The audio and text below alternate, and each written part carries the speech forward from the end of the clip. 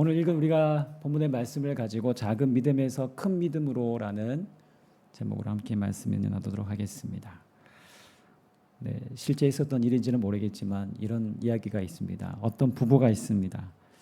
한밤중에 자다가 남편이 일어나더니 아내에게 이렇게 말합니다. 여보, 옆구리가 너무 아픈데 파스 좀 붙여줘요. 네, 아내는 귀찮았지만 여러분 자다가 깨는 게 정말 귀찮잖아요. 네, 어두운 방을 더듬어서 파스를 찾아 남편의 옆구리에 붙여주었습니다. 덕분에 아프다던 그 남편이 밤새 편안히 잠을 자고 일어날 수 있었습니다. 아침이 되어 여보 허리는 괜찮아요? 라고 묻는 아내에게 남편은 웃으며 대답합니다. 여보 고마워. 어제 당신이 붙여준 그 파스 덕분에 내가 허리도 하나도 허리가 이제 안 아프네. 남편은 정말 만족하다는 듯이 대답합니다. 그리고 남편이 화장실에 들어가 거울을 보는데 옆구리에 아내가 붙여준 빨간 파스가 있습니다. 야, 속으로 요즘 파스는 디자인도 예쁘네 이렇게 하고 생각합니다. 근데 가만히 보니 빨간 파스에 글씨가 쓰여 있습니다. 신속 배달. 중국 음식은 장미 반점에서.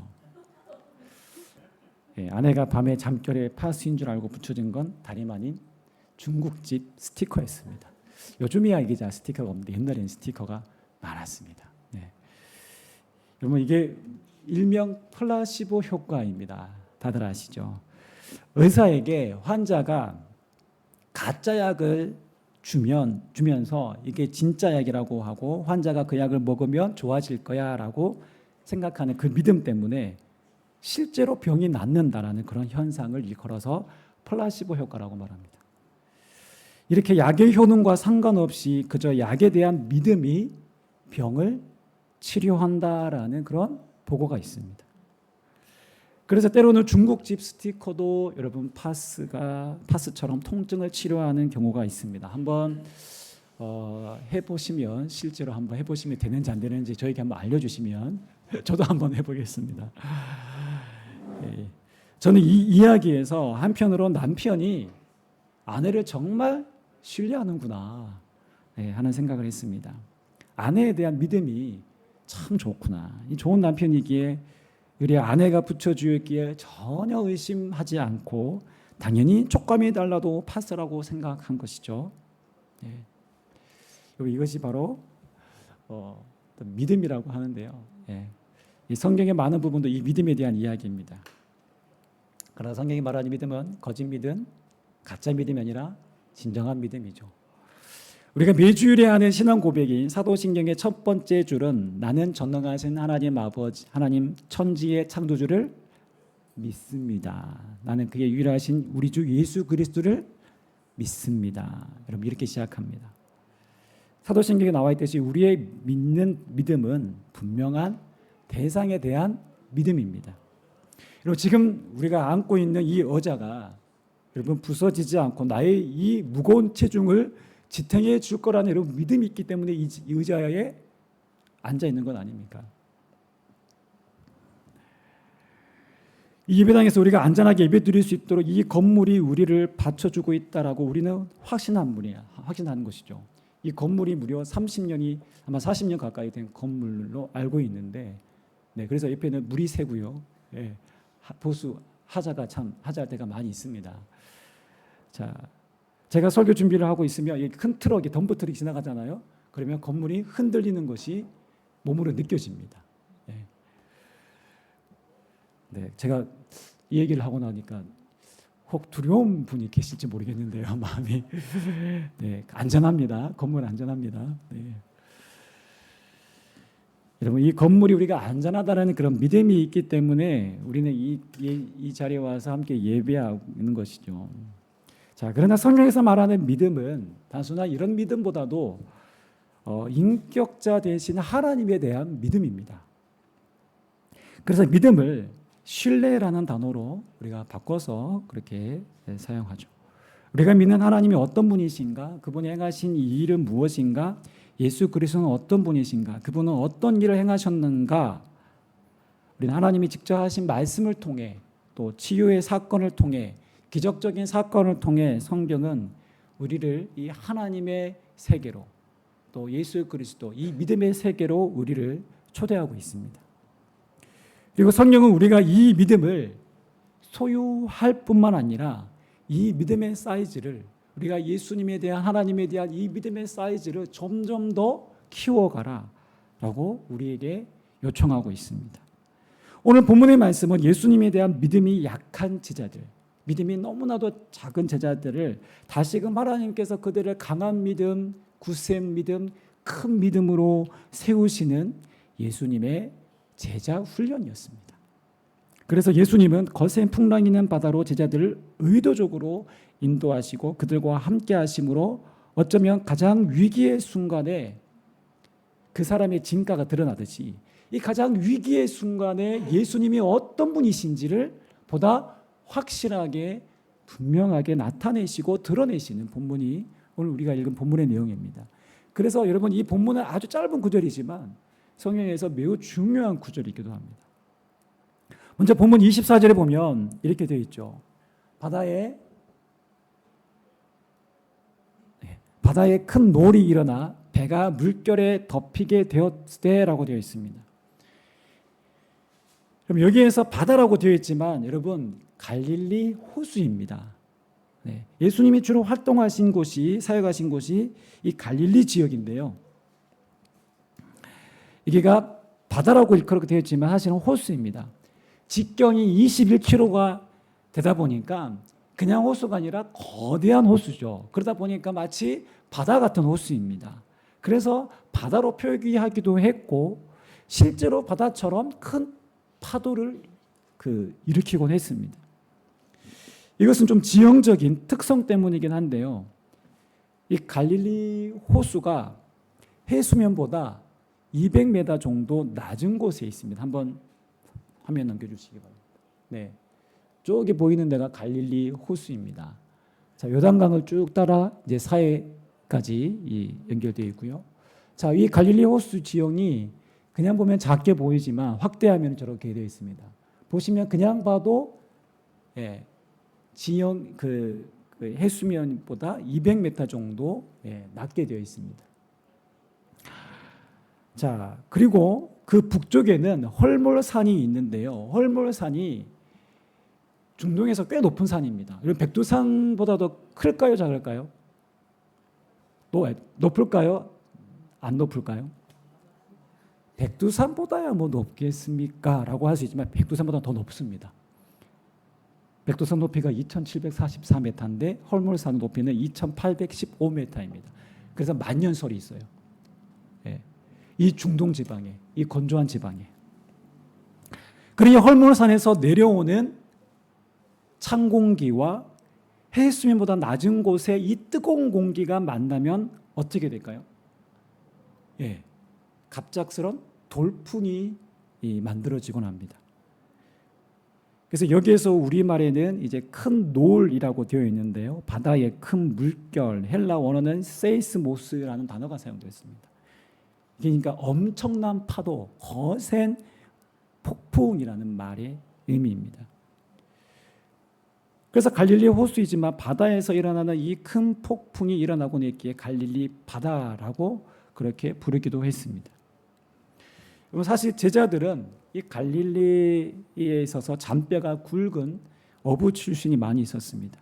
그래서 웬만한 돌풍은 그다지 낯설지 않았습니다.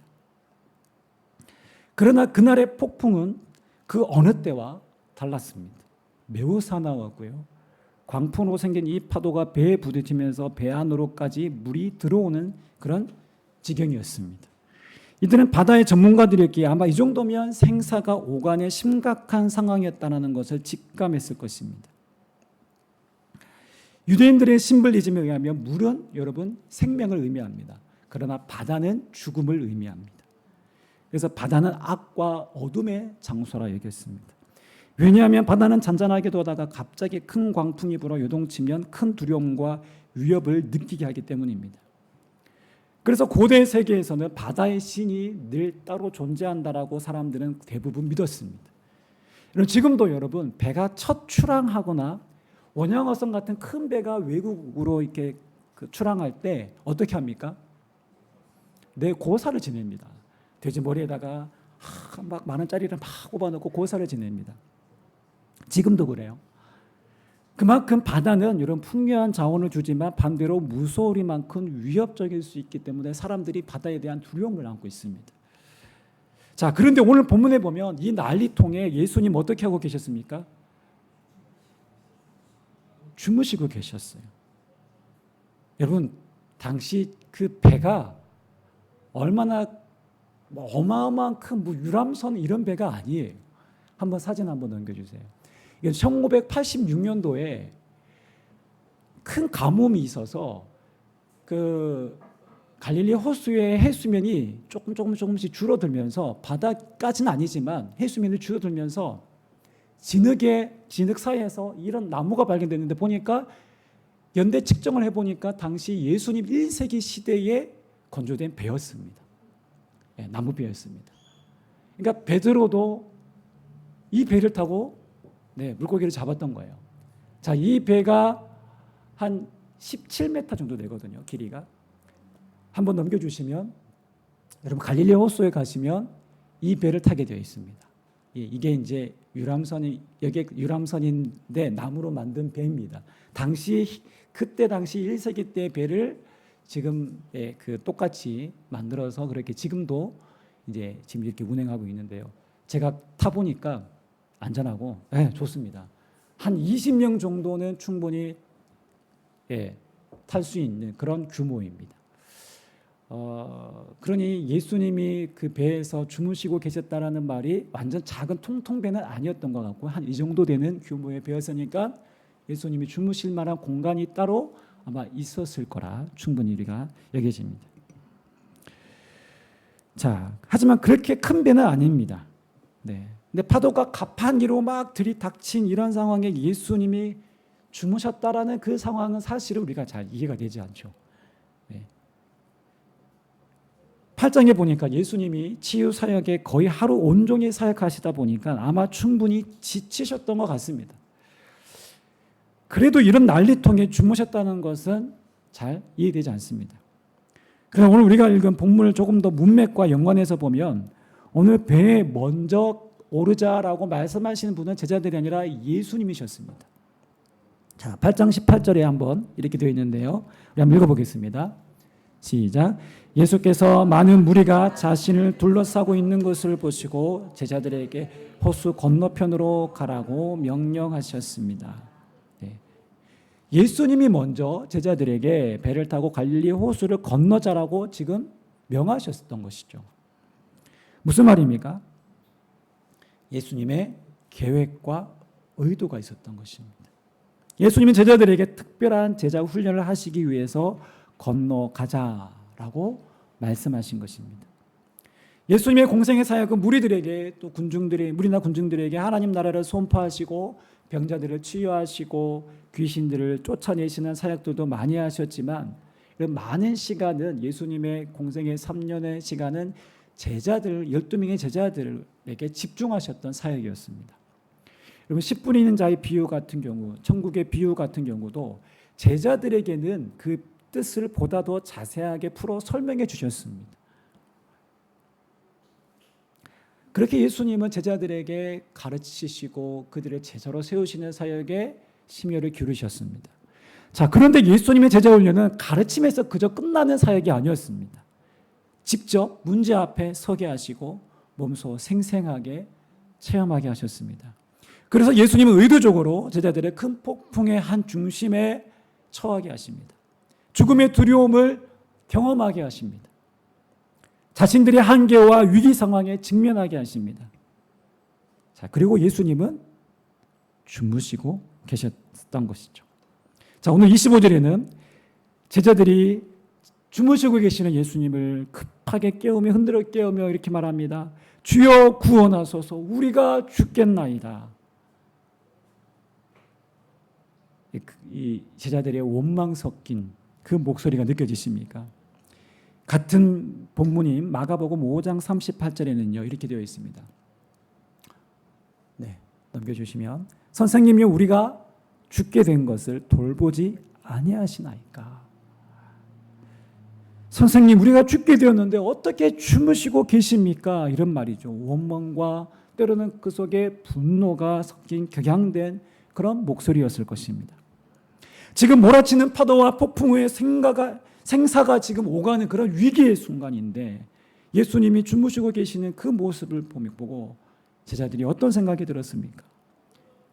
예수님은 왜 우리가 죽게 된 이 순간에 아무런 도움도 주시지 않는가? 이 긴박한 상황에 나 몰라라 하시는가? 아마 이런 원망과 예수님에 대한 못마땅한 그런 마음이었을 것입니다. 오늘 우리가 마주해야 하는 삶의 고통과 어려운 문제 앞에 마치 우리 주님이 아무런 관심도 없는 양 손을 떼신 것처럼 그렇게 우리가 생각될 때도 있지 않습니까? 예수님이 주무셨다는 것은 주님이 마치 우리의 삶의 방관자처럼 그렇게 우리가 보일 수도 있지 않습니까? 제자들이 말하는 것처럼 우리가 이렇게 죽게 되는데 왜 돌아보시지 않으십니까? 왜 주님 나에게 관심이 없으십니까? 왜 이렇게 부르짖어 기도해도 응답해 주지 않습니까? 라는 말로도 바꾸어 말할 수 있죠. 제가 무슨 큰 죄를 지어서 그렇습니까? 하나님께 이렇게 항변해 보기도 합니다. 누구는 인생이 이렇게 잘 풀리는데 왜 나는 늘 하는 것마다 잘 풀리지 않습니까? 그럼 이렇게 원망 섞인 기도 해보신 적 있으시죠? 이런 질문에 대한 성경은 우리가 원하는 속 시원한 대답을 해주지 않습니다.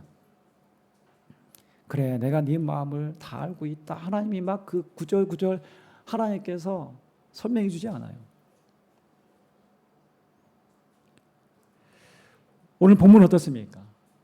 예수님이 그 폭풍을 만나게 하시고 휘몰아치는 거친 파도에 그저 이 제자들이 직면하게 하십니다.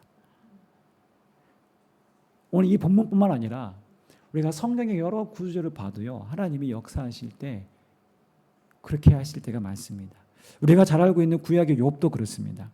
여러분, 구약의 욥이라고 하면 고난받는 사람의 대명사라 불리는 사람이지 않습니까? 정말 인간이 당할 수 있는 모든 고통의 집약되어서 그 모든 고통을 다 당했습니다. 상상할 수 없는 고통에 처한 욥이 이렇게 고백합니다. 욥기 23장 8절 9절에 그런데 내가 앞으로 가도 그가 아니 계시고 뒤로 가도 보이지 아니하며 그가 왼쪽에서 일하시나 내가 만날 수 없고 그가 오른쪽으로 돌이키시나 배울 수 없다라고 말합니다. 그러니까 욥이 가장 고통스럽고 가장 죽고 싶고 힘들 그때에 하나님의 부재를 경험합니다. 하나님이 나와 함께하지 않는 것 같은 그 암담한 상황들을 경험합니다. 새 친구들은 네가 분명 하나님께 죄를 지었기에 이런 고통에 처한 것이 아니냐라고 계속해서 집요하게 그렇게 욥을 괴롭힙니다. 그러면서 너의 죄를 고백해야 돼, 회개해야 돼.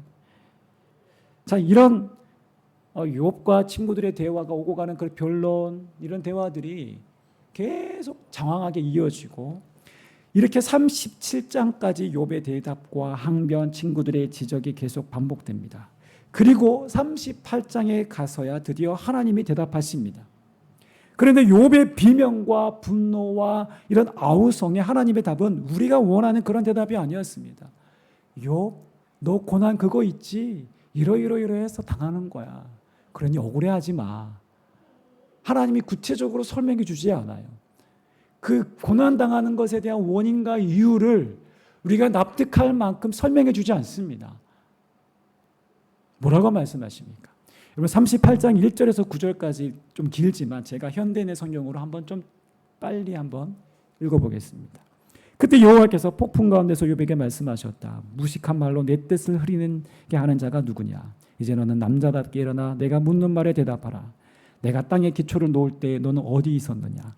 네가 그렇게 많이 알면 한번 말해보아라. 누가 그 크기를 정하였으며 누가 그 위에 측량줄을 대어 보았는지 너는 알고 있느냐? 땅에 기초를 바치고 있는 것이 무엇이냐? 새벽 별들이 함께 노래하며 하늘의 천사들이 기뻐 외치는 가운데 땅에 모퉁이 돌을 놓은 자가 누구냐? 바닷물이 깊은 곳에서 쏟아져 나올 때 누가 그 물을 막아 바다의 한계를 정하였느냐? 그때 구름으로 바다를 덮고 흑암으로 그것을 감싸며 해안으로 그 한계를 정하며 네가 여기까지만 오고 그 이상은 넘어가지 못한다. 너 교만한 물결은 여기서 멈춰라 하고 말한 자는 바로 나였다. 이런 내용이요. 장황하게 계속해서 이어집니다. 38장부터 시작된 하나님의 대답은 무려 41장까지 이어지죠. 자, 4장에 걸친 대답에서 하나님은 욥의 고통을 이해하시거나 그의 억울함을 시원하게 달래주는 말씀은 그 어디에도 없습니다. 오히려 인간의 범주를 이해를 넘어선 깊고도 넓은 창조 세계의 위대함과 그 신비를 여과 없이 하나님이 드러내시고 보여주시고 이 모든 만물을 존재케 하시고 창조하신 하나님을 드러내시고 말씀하십니다. 우리 다시 한번 본문으로 돌아가서 여러분, 예수님이 주무셨다라는 것은 예수님이 지금 제자들이 당면할 위기 상황에 관심이 없다라는 것이 아닙니다. 배에 물이 들이치고 이러다 파손될 수 있고 죽을 수 있는 이런 위태위태한 상황이었음에도 불구하고 예수님에게 있어서 그것의 위험이나 그것이 예수님에게 있어서 문제가 되지 않았다라는 것입니다. 그러나 제자들에게는요, 엄청난 큰 문제였죠. 위기였죠. 그래서 예수님은 흔들어 깨우면서 예수님, 우리가 죽게 되었습니다. 살려달라고 그렇게 말하는 것이죠. 우리도 제자들과 마찬가지가 아닐까 생각합니다. 제자들에게 큰 어려움과 난관이도 오늘 우리에게도 갑자기 닥친 거센 풍랑은 동일하게 큰 문제거리로 위협이 될 수 있습니다. 때로는 우리가 경제적인 문제, 때로는 질병의 문제, 또 우리가 앞날의 문제. 그러나 오늘 우리에게 문제가 되는 상황들이 예수님에게는 문제가 되지 않는다라는 사실입니다. 그렇다면 그 이유는 예수님이 우리의 문제에 관심이 없느냐? 그것이 아니죠. 예수님이 그 문제를 초월한 분이다라는 것을 오늘 본문은 분명하게 우리에게 말씀하고 있습니다. 어느 정도로 초월했느냐? 바람과 바다를 꾸짖을 정도였고 실제 바람과 바다가 잔잔하게 되었습니다. 아마 이 사건을 목격하기 전까지 제자들의 믿음은 예수님은 질병을 치료하시는 분으로 귀신들을 쫓아내시는 분으로 믿는 믿음이었습니다. 그것도 작은 믿음이라고 볼 수는 없습니다. 그리고 자기들이 실제로 고통을 받았거나 귀신 들린 상황이 아니었기 때문에 예수님의 능력을 직접적으로 그들은 경험해 보지는 않았죠. 그러나 자신들이 경험한 이 문제와 이 상황 앞에, 바다의 거센 풍랑 앞에 생명의 위협을 느낄 때 예수님에 대한 그들의 믿음은 너무나도 작았습니다. 어쩌면 예수님에 대한 불신이 가득했습니다. 우리는 다른 사람들이 믿음을 얘기할 때는 사실은 쉽게 말할 수 있습니다. 그러나 내가 직접 그 상황에 닥치면 그 상황에 대해서 내가 어떻게 대처하고 얼마나 주님을 신뢰할 수 있을까? 우리가 생각하게 되죠. 어쩌면 이 사건이 있기 전까지는 제자들의 믿음은 작은 믿음이었습니다. 예수님이 귀신 들린 자를 고치시고 수많은 병자를 치료하시는 능력 있는 랍비, 스승 정도로 여겼을지도 모릅니다. 그래서 그 배에 분명 예수님과 함께 있었지만 그들은 두려웠고 무서웠습니다. 현실의 눈에 보이는 상황이 더 커 보였고 예수님은 작고 초라해 보였습니다. 그러나 예수님은 성난 바다를 마치 부모가 어린 자식을 꾸짖듯 그렇게 꾸짖자 바다는 순식간에 잔잔해졌습니다. 마치 거칠게 뛰던 야생마가 주인의 말 한마디에 순한 양처럼 돌변하는 것과 같았습니다. 이 광경을 직접 눈으로 똑똑히 목격한 제자들은 깜짝 놀라 이렇게 고백합니다. 이분이 어떤 이이기에, 어떤 사람이기에 바람과 바다도 순종하는가? 이 대답은 예수님에 대해 그분의 권위가 어디까지인지를 이전에 몰랐다는 것입니다. 그분의 통치 영역이 어디까지인지 몰랐다는 것입니다. 모든 창조의 세계가 주님의 말씀 하나에 복종한다는 사실을 몰랐습니다. 그러나 이 사건은 모든 세계가, 모든 만물이 예수님의 통치 영역 안에 있다는 사실을 직접 눈으로 생생하게 처음 목격하는 놀라운 장면이었습니다. 사실 제자들과 예수님은 함께 웃으면서 농담도 하고 대화도 하고 누워서 함께 밥도 먹고 함께 잠도 자는 그런 사이였습니다. 당연히 그들의 눈에 예수님은 훌륭한 스승이었고 인자한 분이셨고 따뜻한 분이셨고 그냥 우리랑 별반 다를 바 없는 육신의 몸을 입고 오셨기 때문에 그 예수님을 신적인 하나님으로 받아들이기는 아마 쉽지 않았을 것입니다. 그리고 가끔 병자들을 치유하시는 신령한 능력을 소유한 분이셨다는 것은 알고 있었습니다. 그러나 이 광경 앞에 제자들은 주님 앞에 완전히 엎드립니다. 그분의 권위 앞에 자신을 내려놓을 수밖에 없었습니다. 오늘 바람과 바다를 잔잔하게 하신 이 사건을 통해 제자들은 예수님이 진정 어떤 분이신지 보다 확실히 알고 믿게 되었습니다. 제가 좀 전에 욥에 대한 이야기를 했는데요. 하나님의 대답을 듣거나 욥의 반응이 무엇이었습니까? 그의 고난받는 이유에 대해서 자세하게 설명해 주지 않았는데도 불구하고 욥은 이런 고백을 합니다. 우리 한번 읽어보겠습니다. 욥기 42장 6절입니다. 시작. 내가 주께 대하여 귀로 듣기만 하였사오나 이제는 눈으로 주를 배움나이다. 아멘. 이 무슨 말일까요? 욥이 직접 하나님을 눈으로 봤다라는 말일까요? 아니죠. 시적인 표현입니다. 이 고백은 달리 말하면 하나님을 향한 욥의 믿음의 사이즈가 이전보다 훨씬 더 커졌다라는 것입니다. 영의 눈이 더욱 활짝 열렸다라는 것입니다. 오늘 내 삶의 문제에 직면하더라도 이제는 내가 문제보다 더 크신 하나님을 보게 되었다라는 것입니다. 지금 내 삶의 문제가 당장 해결되지 않더라도 하나님이 내 아버지라는 사실, 그분이 창조의 모든 세계를 다스리신다라는 사실, 그분이 나를 사랑하시고 내 삶을 주관하신다는 사실을 안다면 오늘 우리는 폭풍을 잠재우신 주님의 그 평안 안에서 우리 또한 거할 수 있는 것입니다. 여러분 흥미롭게도요. 사도행전 27장에 보시면 사도 바울은 로마로 가는 길에 죄수로 가는 길에 유라굴로라는 큰 광풍을 만나죠. 자, 그런데 보시면 단 한 사람만 그 유라굴로라는 그 이름이 유라굴로라니까 얼마나 큰 광풍이 있겠습니까? 바다에서. 단 한 사람만 두려워하지 않습니다. 누굽니까? 바울입니다. 오히려 죽음의 위협 앞에 두려워 떠는 사람들을 위로합니다. 자, 이 본문도 우리가 한번 제가 좀 세번역으로 쭉 한번 읽어보겠습니다. 여러분 크레타 섬에서 항해하지 말라는 내 충고를 들었더라면 이런 타격과 손실은 입지 않았을 것입니다. 그러나 이제 내가 여러분에게 당부합니다. 여러분 가운데 아무도 목숨을 잃지 않고 배만 손상될 것이니 안심하시기 바랍니다. 어젯밤 내 하나님 곧 내가 섬기는 하나님의 천사가 내 곁에 서서 바울아 두려워 마라. 네가 마땅히 가이사 앞에 서야 한다. 그래서 하나님께서 너와 함께 항해하는 모든 사람들의 생명을 내게 맡겨주셨다라고 하셨습니다. 그러니 여러분 안심하십시오. 내가 하나님을 믿으니 내게 말씀하신 대로 이루어질 것입니다. 이 사건 이후로 하나님 몰레다라는 섬에 이제 그들이 정박하게 되고 그들의 목숨은 그 유라굴로라는 광풍 속에서 죽을 수밖에 없는 상황에서도 전원 살게 되는 것이죠. 네, 하나님 말씀대로 되었습니다. 바울은 모두가 두려워할 때 안심하라고 합니다. 그렇게 말할 수 있었던 것은 이런 바울이 대단한 사람이어서가 아니라 하나님이 바울에게 미리 말씀하셨기 때문입니다.